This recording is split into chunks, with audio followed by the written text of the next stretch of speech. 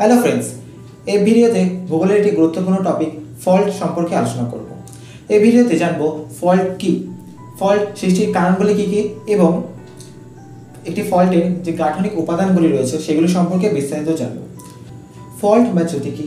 যখন শিলাস্তরে সংনমন ও পীড়ন এবং টান ও প্রসারণজনিত বলের প্রভাবে যখন ফাটলের সৃষ্টি হয়, সেই ফাটল বরাবর যখন শিলাখণ্ড পরস্পর বিচ্ছিন্ন হয়ে যায় তখন তাকে বলা হয় চ্যুতি। এখানে দেখো এই চিত্রে এই একটি শিলাখণ্ড ছিল, এই একটি শিলাখণ্ড পরস্পর একসাথে ছিল, অনেকটা এরকমভাবে ছিল। যখন এই শিলাখণ্ডে টান বা প্রসারণজনিত কারণে যখন একটি ফাটলের সৃষ্টি হয়, এই ফাটলের সৃষ্টি হওয়ার ফলে দুটি শিলাখণ্ড পরস্পর বিচ্ছিন্ন হয়ে যায় এবং এইভাবে অবস্থান করে, এটা এইভাবে নেমে যায়, একে বলা হয় চ্যুতি। এবার আসবো চ্যুতির গাঠনিক উপাদান বা স্ট্রাকচারাল এলিমেন্ট অফ ফল্ট। তো প্রথমে আসি চ্যুতি তল সম্পর্কে।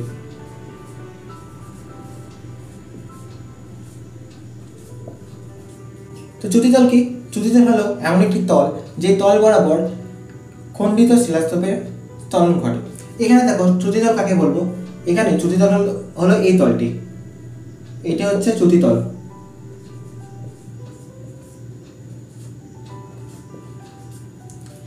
এই তল বরাবর খণ্ডিত যে শিলাখণ্ডটি আছে, এই যে শিলাস্তরটা রয়েছে, খণ্ডিত যে শিলাস্তর, এই তল বরাবর দেখো নেমে গেছে, ঠিক আছে।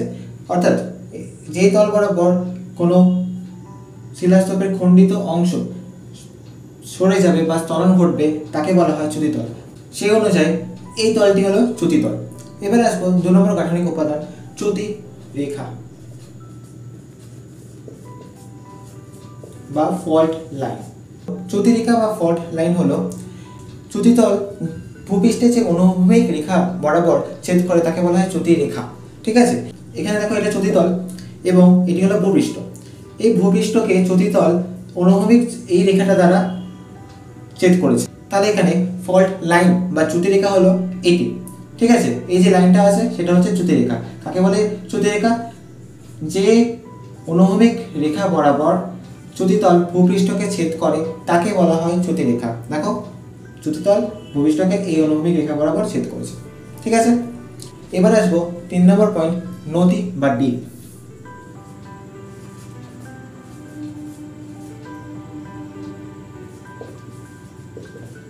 তো নদী বা দ্বীপ কাকে বলে?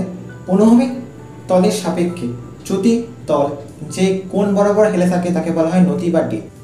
এখানে দেখো চ্যুতি তল অনুভূমিক তলের সাপেক্ষে যে কোণ বরাবর হেলে রয়েছে, মানে অনুভূমিক তল ধরলাম এটা, এই যে চ্যুতি তল এই কোণ বরাবর হেলে রয়েছে, ঠিক আছে। এটাকে আমরা অনুভূমিক তল ধরতে পারি, এই যে এরকম অনুভূমিক তল আসবে, আর এখানে যে কোণটা উৎপন্ন করছে তাকে কি বলা হয়?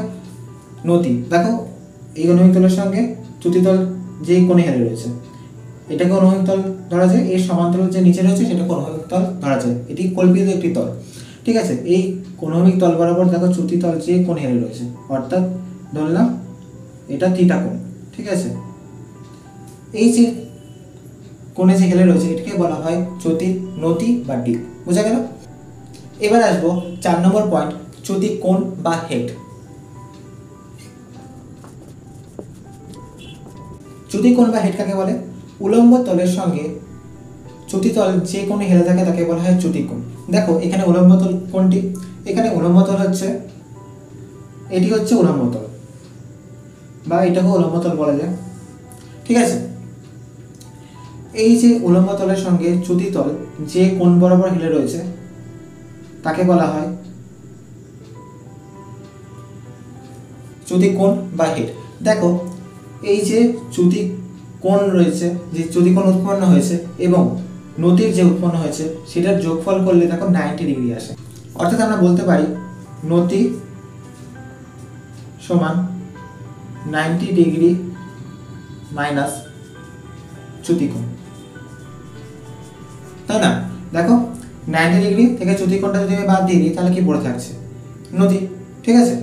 অর্থাৎ চ্যুতি কোণ এবং নদীর যোগফল হচ্ছে 90 ডিগ্রি, বা আমরা এরকমও বলতে পারি যে চ্যুতি কোণ সমান 90 ডিগ্রি মাইনাস নদী। দেখো এই 90 ডিগ্রি থেকে নতির কোণটা বাদ দিয়ে দিলে কি থাকছে পরে চ্যুতিকোণ। ঠিক আছে, এবার আসবো 5 নম্বর পয়েন্ট, আয়াম বা স্ট্রাইক।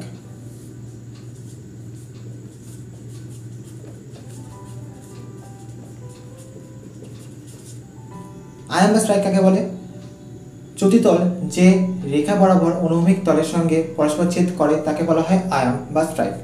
দেখো এখানে অনুভূমিক তলের সঙ্গে এই চ্যুতিতল এই রেখা বরাবর ছেদ করেছে পরস্পর। ঠিক আছে, তাহলে আয়াম কোনটি? আয়াম হচ্ছে এই যে রেখাটা রয়েছে সেটা হচ্ছে আয়াম বা আয়াম রেখা। ঠিক আছে, এই আয়াম বা স্ট্রাইকের একটি বৈশিষ্ট্য হলো এটি সর্বদা নতির সঙ্গে 90 ডিগ্রি কোণে হেলে থাকে। অর্থাৎ এই যে আয়াম যে রয়েছে এবং যে নতি রয়েছে সেটা পরস্পর 90 ডিগ্রি কোণে হেলে থাকে। ঠিক আছে, এবার আসি 6 নম্বর পয়েন্ট, ব্যবধি বা হেভ।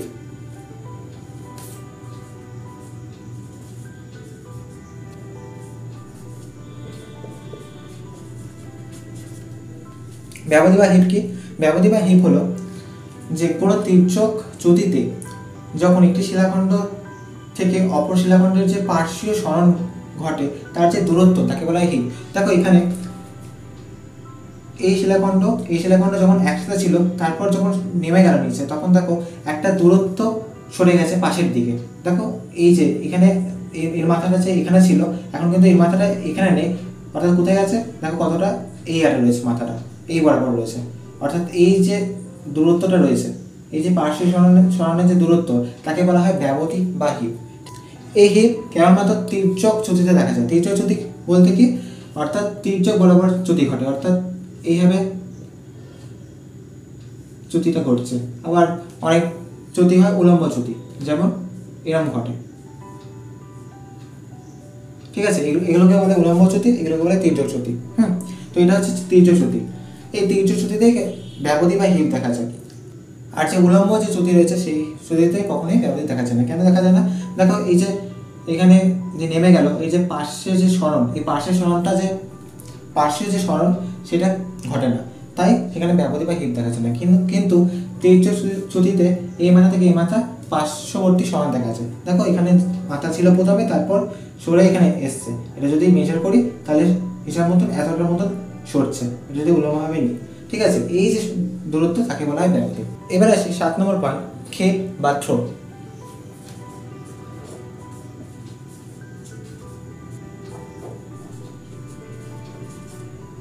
এই থ্রো বা ক্ষেপ কি?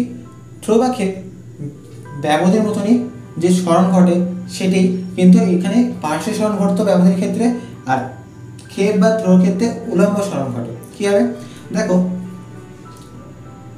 এই শিলাখণ্ড থেকে এই শিলাখণ্ড যখন সরণ ঘটছে তখন ব্যবধির ক্ষেত্রে কি পাশাপাশি যে দূরত্ব সরছে সেটাকে বলা হয় ব্যবধি। আর যখন উলম্ব সরণ, দেখো আগে এই শিলাখণ্ডটি এইখানে অবস্থান করতো, এখন শিলাখণ্ডটি কোথায় অবস্থান করছে?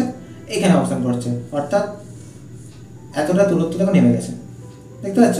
এতটা যে দূরত্ব নেমেছে একে বলা হয় ক্ষেপ বা থ্রো। ব্যবধির ক্ষেত্রে পার্শ্বীয় সরণ, আর থ্রো বা ক্ষেপের ক্ষেত্রে উলম্ব সরণ। ব্যবধি হচ্ছে এই পার্শ্বীয় সরণের দূরত্ব, আর ক্ষেপ বা থ্রো হচ্ছে উলম্ব সরণের দূরত্ব। ঠিক আছে, এবার 8 নম্বর এবং লাস্ট পয়েন্টে আসি, ঝুলন্ত প্রাচীর এবং পাদমূল প্রাচীর।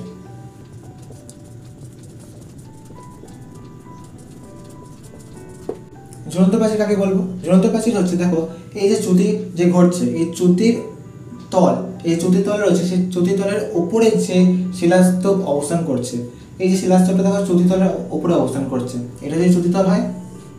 ঠিক আছে, এই চ্যুতিতলের উপরে যে শিলাস্তূপ অবস্থান করছে তাকে বলা হয় ঝুলন্ত প্রাচীর। দেখো এটা অনেকটা দেখতে মনে হয় না ঝুলে রয়েছে, এই শিলাখণ্ডের সঙ্গে ঝুলে রয়েছে, তাই এর নামকরণ হচ্ছে ঝুলন্ত প্রাচীর। ঠিক আছে, অর্থাৎ চ্যুতিতলের উপরের অংশ শিলাটি যেটি বারবার উঠানামা করে তাকে বলা হয় ঝুলন্ত প্রাচীর। আর পাদমূল প্রাচীর কাকে বলে?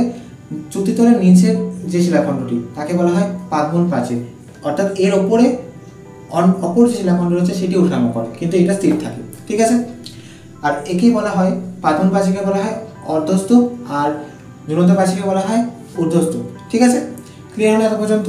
প্রথমে আমরা কি জানলাম? চ্যুতিতল। চ্যুতিতল কাকে বলে? যে তল বরাবর খণ্ডিত শিলাস্তূপটি ত্বরণ ঘটে, অর্থাৎ এই তল বরাবর খণ্ডিত শিলাস্তরটি ত্বরণ করছিল, তাই একে বলবো চ্যুতিতল। ঠিক আছে, 2 নম্বর পয়েন্ট কি জানলাম? চ্যুতিরেখা। চ্যুতিরেখা কি? ভূপৃষ্ঠের সঙ্গে চ্যুতিতল যে রেখা বরাবর ছেদ করে, অর্থাৎ এই ভূপৃষ্ঠের সঙ্গে চ্যুতিতল হচ্ছে এই রেখা বরাবর ছেদ করেছে, তাই তাকে বলা হয় চ্যুতিরেখা বা ফল্ট লাইন। 3 নম্বর কি জানলাম? নতি বা ডিপ। নতি বা ডিপ কি? নতি বা ডিপ হলো অনুভূমিক তলের সঙ্গে চ্যুতিতল যে কোণ বরাবর হেলে থাকে তাকে বলা হয় নতি। ঠিক আছে, আর হেড কি বা চ্যুতিকোণ কি? উলম্ব তলের সঙ্গে, অর্থাৎ এটি একটি উলম্ব তল, তার সাথে চ্যুতিতল যে কোণ বরাবর হেলে থাকে তাকে বলা হয় হচ্ছে চ্যুতিকোণ বা হেড। 5 নম্বর পয়েন্ট জানলাম আয়াম বা স্ট্রাইক। আয়াম বা স্ট্রাইক হলো অনুভূমিক তলের সঙ্গে চ্যুতিতল যে রেখা বরাবর ছেদ করে, অর্থাৎ চ্যুতিতল অনুভূমিক তলের সঙ্গে এই রেখা বরাবর ছেদ করেছে, তাকে বলা হয় আয়াম। এখানেও আয়াম থাকে, এখানেও আয়াম থাকবে, এখানেও আয়াম থাকবে, অর্থাৎ চ্যুতিতল অনুভূমিক কল্পিত যে অনুভূমিক তল আছে তার সঙ্গে যে রেখা বরাবর ছেদ করে তাকে বলা হয় আয়াম। 6 নম্বর পয়েন্ট আমরা কি দেখলাম? ব্যাবধি বা হিপ। ব্যাবধি বা হিপ কি? ব্যাবধি বা হিপ হচ্ছে তির্যক চ্যুতিতে যে দুটি শিলাখণ্ডের মধ্যে যে পার্শ্বীয় সরণ দূরত্ব, অর্থাৎ এই শিলাখণ্ডের মধ্যে যে পাশাপাশি সরণ করছে, দেখো এটা প্রথমে এখানে ছিল, এটা এখন নেমে যাওয়ার ফলে ঠিক এতটা দূরত্ব সরণ ঘটেছে, তাই একে বলা হয়, এই দূরত্বটাকে বলা হয় হিপ বা ব্যাবধি। আর থ্রো কি? এই যে উলম্ব সরণ এই বিন্দুতে যখন এই শিলাখণ্ডটি ছিল এবং চ্যুতির পর হচ্ছে এর যে উলম্ব সরণ এতটা দূরত্ব ঘটেছে তাকে বলা হয় থ্রো। ঠিক আছে, আর ঝুলন্ত প্রাচীর ও পাদমূল প্রাচীর কি বললাম? এই চ্যুতিতলের উপরে যে শিলাখণ্ডটি ত্বরণ ঘটে, উপরে ওঠানামা করে, তাকে বলা হয় ঝুলন্ত প্রাচীর বা ঊর্ধ্বস্থ, এবং চ্যুতিতলের নিচে যে শিলাখণ্ডটি স্থিরভাবে অবস্থান করে তাকে বলা হয় পাদমূল প্রাচীর বা অর্ধস্থ। আশা করছি এই পর্যন্ত ক্লিয়ার হয়েছে চ্যুতি সম্পর্কে ধারণা এবং চ্যুতির গাঠনিক উপাদান সম্পর্কে। ভিডিওটি ভালো লেগে থাকলে অবশ্যই লাইক করবে এবং বন্ধুদের মধ্যে শেয়ার করবে। এবং নেক্সট কোন জিওগ্রাফি টপিকের ওপর ভিডিও চাইছো সেই টপিকটি নিচে কমেন্টে জানিয়ে দাও, আমি সেই টপিকটির ওপর ভিডিও আপলোড করব।